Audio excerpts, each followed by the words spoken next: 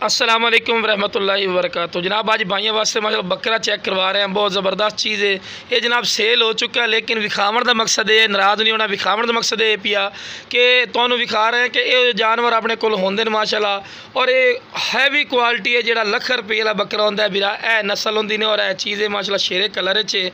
कन्ना की लेंथ च कम अज़ कम 20 तो 22 इंच माशाल्लाह एक एक कान लंबा हिस्सू।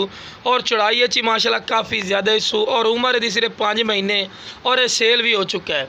यह जनाब नस्ल रखण दी होंदी है। इस नस्ल का फायदा होंदा है कि बिरा जो बकरी नूं ब्रीड करसी बकरी अच्छे दुध वाली बनदी है और चंगी नस्ल होंदी। और जेडे बकरी जमदे बच्चे हो सन वो भी लख रुपये सेल होंदे हैं।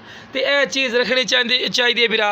और इस गलों मैं तुहानूं विखा रहा कि बिरा यह चीज़ म्यारी होंदी है और क्वालिटी वाली होंदी ने। बिरा यह जी चीज़ रखनी चाहिए और रखो सही तुसी, क्योंकि अपने फार्म से आप लख रुपये की बकरियां लै लेने हैं लेकिन बकरा अच्छा ना हो तो लख रुपये की बकरियां का फायदा कोई नहीं होंदा।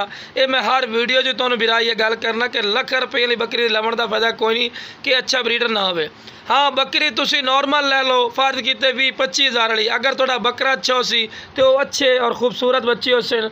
और जी दोगली चीज़ हो सी वो अच्छे बच्चे और अच्छी नस्ल पैदा हो सी जिहदे नाल आप अच्छा कारोबार अच्छा हिट आपन बेनीफिट मिल सी। और ये चीज़ां होंदियां माशाल्लाह खूबसूरत और नायाब चीज़ां होंदियां बिरा। और ये जी रखनी चाहिए। ओके जनाब, अस्सलाम वालेकुम सारे भाइयों।